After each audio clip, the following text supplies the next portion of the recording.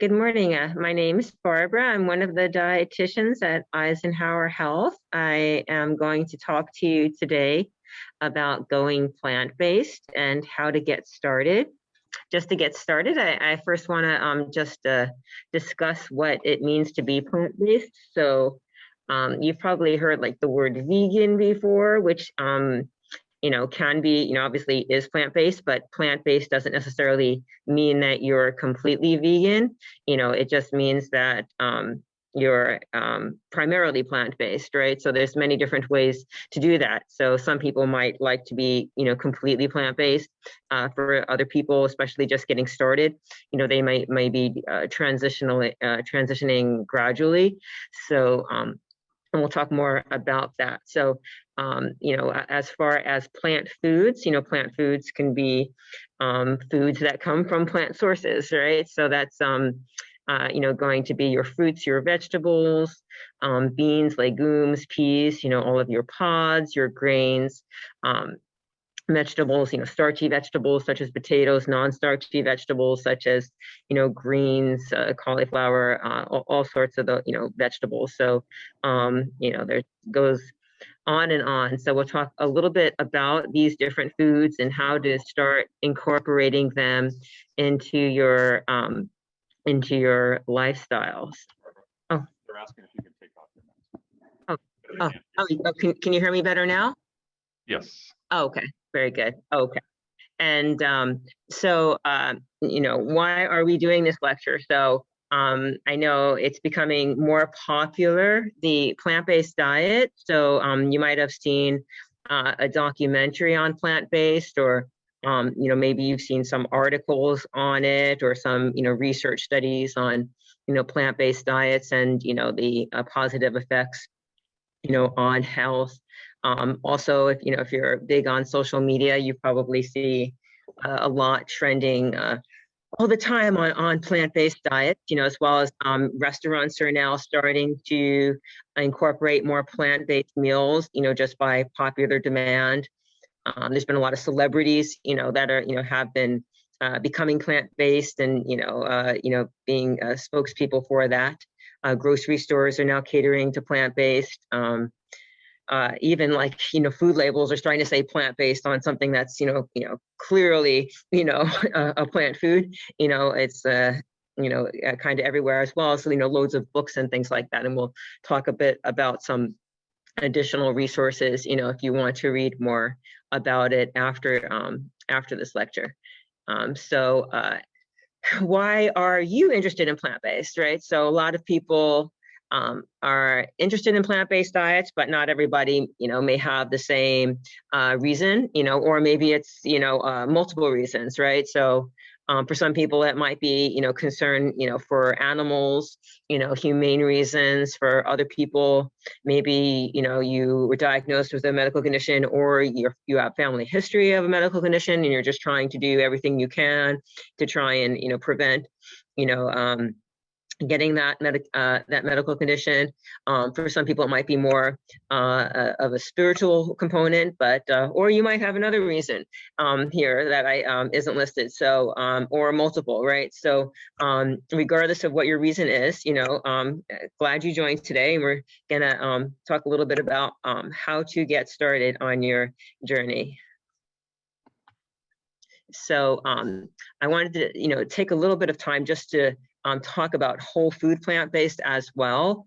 You might see that, especially if you're on social media, you might see it like WFPB, are the letters you might see, like, or hashtag WFPB, and you might think, what on earth is that? So, that means whole food plant-based. And how is that different from just straight vegan or not necessarily whole food? So just to give you like an example that will depict for you the difference. Something like an apple, or let's say brown rice in its natural state, those would be whole foods and plant-based, right? But something, and maybe even a dish that maybe has a sprinkle of cheese on it, right? But is primarily, let's say, well, not, she's probably not the best example, but still, like, you know, something, maybe an egg or something, you know, holding it together or something, but it's still more just vegetables and, let's say, whole grains and whole beans. One might consider that to be a plant-based, you know, food, because it's mostly your plant foods, and it might maybe has a little bit of an egg in it, which is a whole food as a binder, but that wouldn't be considered a vegan food, right? Because there's still egg in it.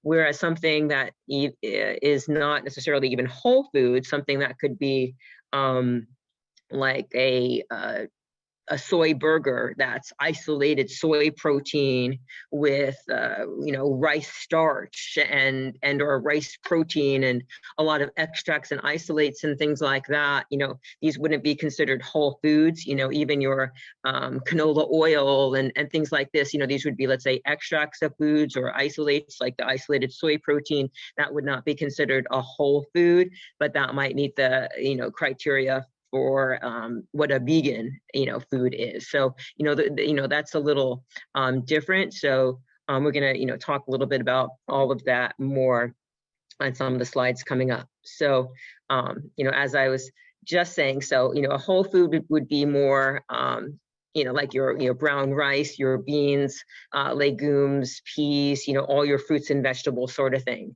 You know, once you start separating the fiber from the rest of the food, or isolating, you know, certain parts of the food, then you become not a whole food per se. So that's just a little bit of the difference there. So, you know, your fruit juice is not a whole food anymore. Like orange juice isn't a whole food, or an orange is, sort of thing.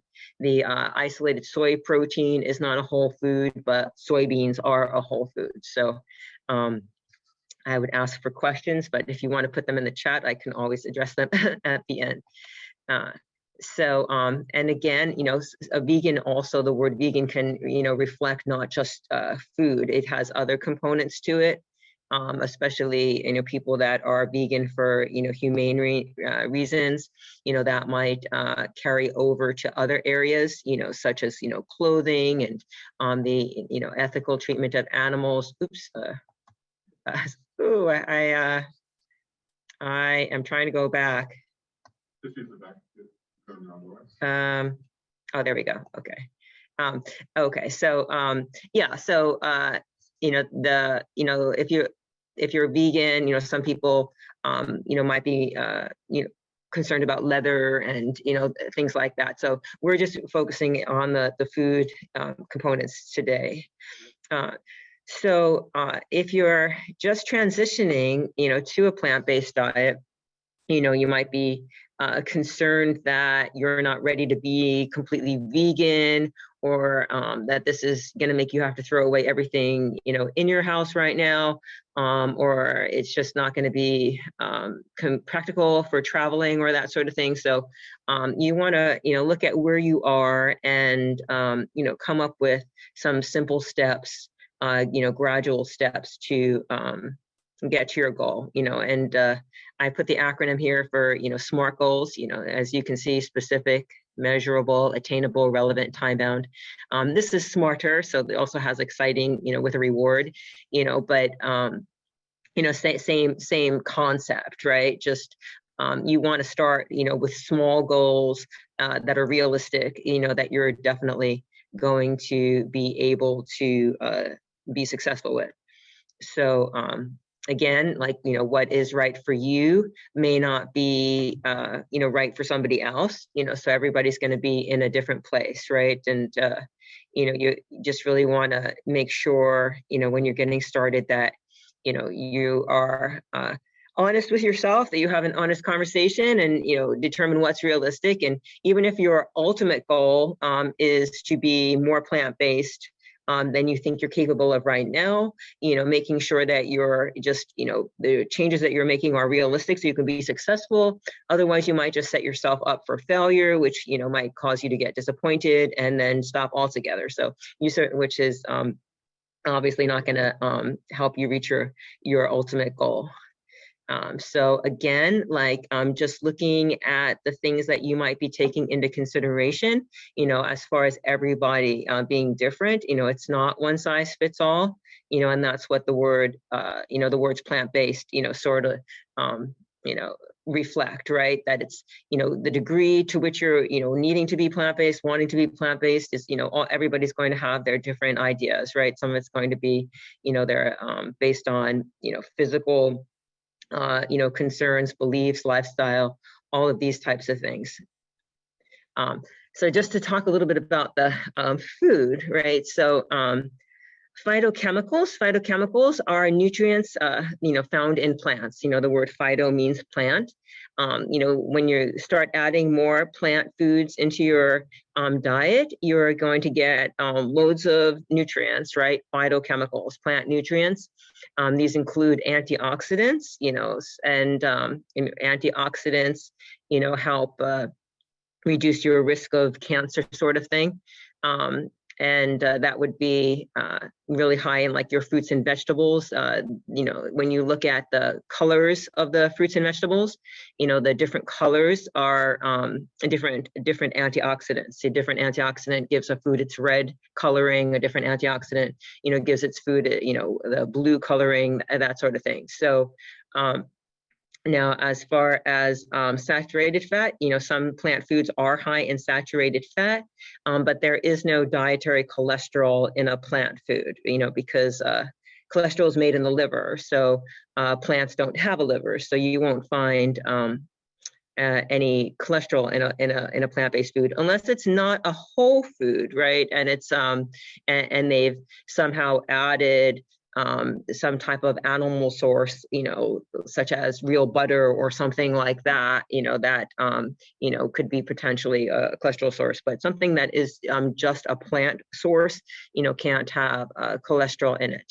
So also, in its natural state, plant foods would not be a source of trans fat. You would have to, do something like hydrogenating a plant oil to make a trans fat. So trans fats are not what you want in your diet, right? So when you're leaning into more of the whole plant foods, you would not have to worry about, getting any trans fat in your diet.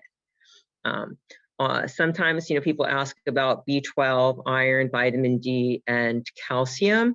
So I'm going just to defer this back to, your physician for the most part, but there are fortified foods, that have these nutrients. You might see something like a cereal or a bread might say fortified with, or you might see a veggie burger that says fortified with, or it may even just be like a plant-based milk, it might be fortified with. So often, some of these nutrients are added to some plant-based foods just because B12 is only found in animal foods. So, typically people following a vegan diet, would have to have a B12 source, so, that's a good conversation with your physician of, how you want to, get B12. But for the most part, there are a lot of foods that are fortified just because those are, foods that people don't commonly get in their diet if they were just following, strictly whole foods with, without any fortification. So if you're looking for foods that have, some of these extra nutrients, they're easily found in some of the fortified plant-based milks or in some of the, fortified veggie meals like your burgers. And there's different degrees of processing even in a veggie burger. If you look at the ingredients, some of them might be more whole foods based, starting with ingredients like brown rice and vegetables and beans. Others might look like they're more processed with, more ingredients that aren't whole foods. So there's a wide range of foods available these days. You might have seen some of the health studies. So, if you're interested in any further reading, these are just some, good things to look at. The China study is a great study, as far as an epidemiological study.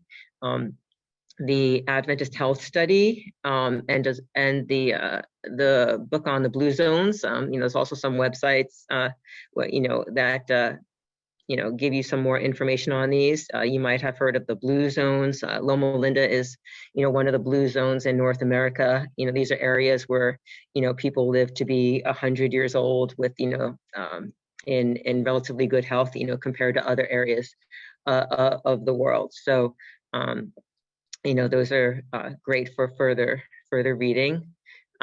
Again, there's loads of studies, and I could have done 6 lectures on this subject just for each of these different areas and the research that has come out on the impact of a plant-based diet on each of these things.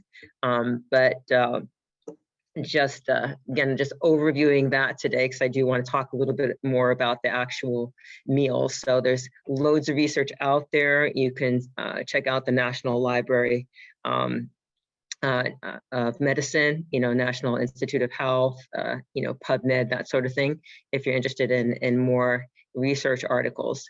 So just to get started, so I'm going to talk a little bit about the macronutrients, right? The carbohydrates, proteins, and fats, being the 3 macronutrients in foods. So starches would be like your bread, cereal, pasta, rice, your grains, but also like your starchy vegetables. Also beans, legumes, and peas, those would be like starchy, but also a source of protein. One might consider them to be higher protein starches. And fruits would be carbohydrate, they wouldn't be starch. So all of these foods, are going to contribute to the carbohydrate content of a plant-based diet. So I'm just going to talk a little bit about each macronutrient, and then we'll put it all together shortly. So people ask all the time, will I get protein? Especially if my ultimate goal is to be strictly vegan, where will I get my protein?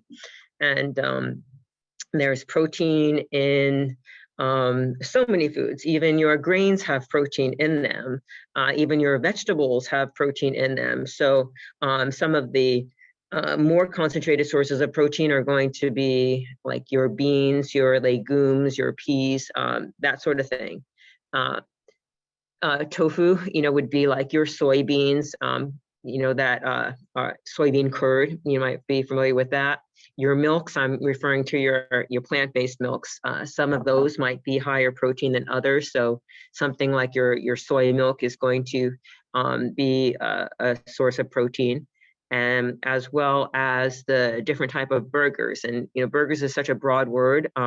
If depending on the type of burger, that's going to determine how much protein might be in it. So something like a black bean burger, is probably going to be a significant source of protein. It's probably going to have black beans in it and brown rice and that sort of thing. Not to mention, you can always, get creative and make your own burgers with any kind of, beans or grains and or potatoes or veggies that you have. There are a lot of great recipes for all these sort of things. Okay.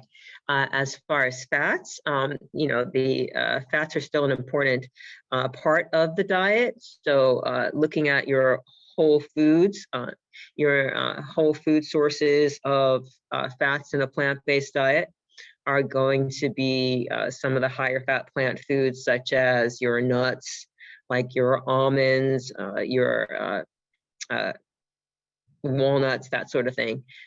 Your seeds, your sunflower seeds, pumpkin seeds, and avocados. These would be some of the more popular high fat content plant-based foods.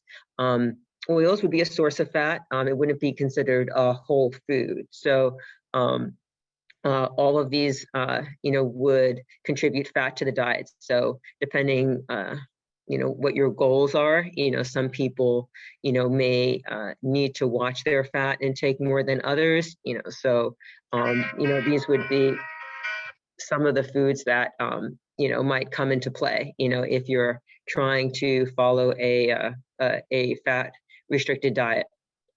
So that being said, there's still a lot of nutrients. Your body does need fat.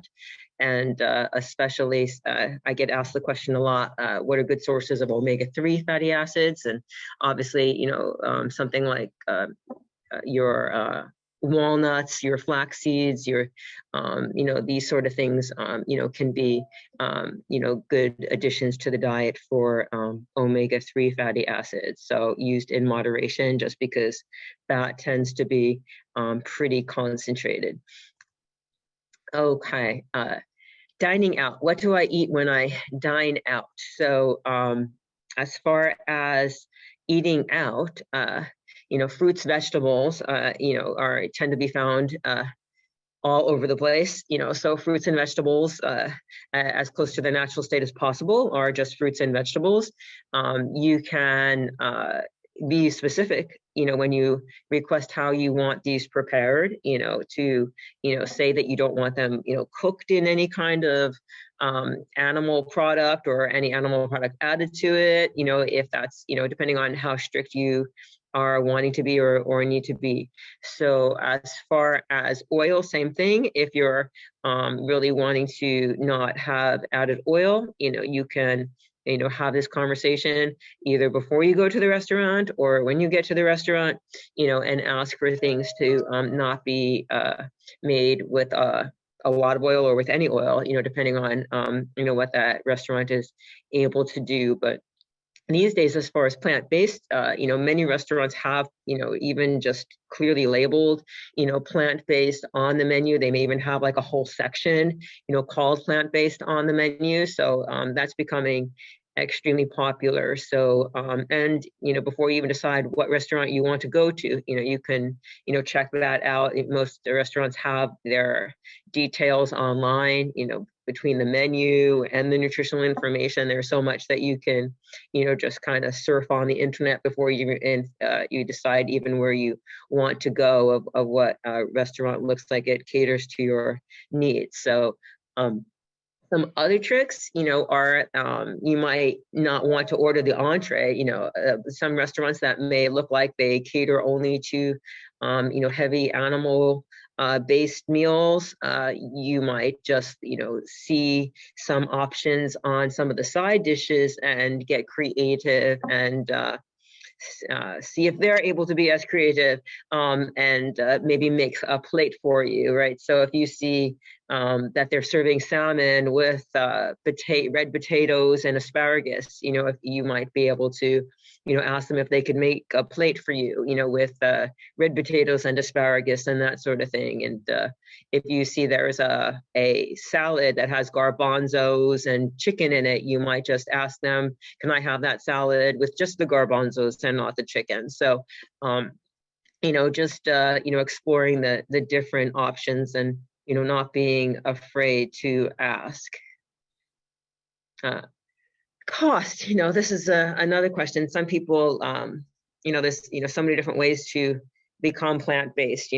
Some people are, look at some of these meal companies that deliver to the house, and that's one way to go. You can buy all your food already prepared or individually wrapped and packaged. And that's definitely not going to be necessarily the least expensive way, though, maybe it is, maybe it is not that much depending, because now there's so many companies doing these sort of things, there might be competitive prices, but ways that definitely you might get more, for your dollar, would be,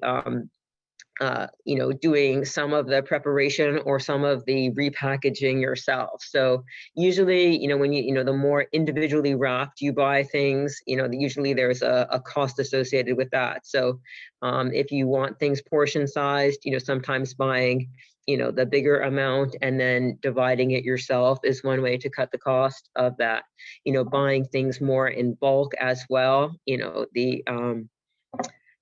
it sometimes just works that way, right? You buy the bigger bag, per unit, the cost goes down, versus when you buy, smaller and smaller. That being said, it may or may not be convenient. So, or it might just be a hindrance, right? If you had to cook all your brown rice from scratch, you might not eat any. So, just finding that balance, or maybe to get started, you do it one way, and then as you explore some other ways to maybe do some of the prep work, once a week. For fruits and vegetables, there are a lot of nutrients in frozen foods, so that's another possibility as well. Something like berries, can, be very expensive, to buy fresh, especially even organic, and, versus frozen. You might, in a frozen form, even be able to get a large bag of organic berries for much less than even fresh non-organic. So, just, weighing the options for all those types of things. How to get started. So, adding more fruits and vegetables to your meals, that's, it seems self-evident, but so many different ways to do that, right? So just kind of looking at the ratio. I mean, a lot of people who aren't plant-based, don't not eat fruits and vegetables, right? So, but maybe the proportion on the plate is different, right? So if you were making your plate, and maybe it was, a half of your plate or so was, chicken or that sort of thing, and then maybe you had a little bit of a vegetable and a little bit of a starch and that sort of thing, kind of changing the ratio there, so gradually, letting the plate, become more, fruits, vegetables, grains, beans, that sort of thing. So, and, you might be cooking not just for yourself, so getting creative as well with some of those things. And, if there's if there are other people that you're cooking for, and you're trying to start incorporating more beans and less meat, you might prefer to do that, gradually, or not. Maybe you just want to, serve, bean burritos, and, let people, realize that, that they actually love these foods, and, they don't need cheese on it. But then maybe if you're, cooking for other people, that maybe want to add a little bit of something else, having those available on the side, so not that there aren't, plant-based cheeses and things like that. So, but again, those typically would not be a whole food. So, just again, that goes back to your own goals, establishing exactly what you're trying to accomplish. So, focusing on foods you enjoy eating, that's sounds like something silly, but that's definitely probably one of the most important parts of it, right? So, if you like burritos, then you don't necessarily need to never eat burritos again. If your favorite dish is chicken enchiladas, just trying to keep as much of that meal, but transition out the chicken, right? What can you put instead? You can keep the rice, you can keep, add more beans, this sort of thing. So, and you might find that you enjoy it just as much, if not more. So, but if you don't like stir fries, then that might not be the first dish that you want to practice making, sort of thing. So if you like the idea of burgers and that's just convenient for you, then that might be a good starting place. If you're somebody who likes cereal, looking at plant-based milks, and swapping that part out, that might be something really simple. If you like sandwiches, looking for some whole grain bread, adding more veggies, looking, for what, different things that you can put on a sandwich, whether it's a little bit of a nut butter, or a bean puree type of thing, or no fat, no oil added, quote, refried beans. There's so many different ways to go. But, if you like tomato sauce, right, then looking at things, that have tomato sauce. If you like, curry, then, getting creative with your vegetables and, curry powder and that sort of thing. There's, so many different ways to go, and there's so many different recipes out there.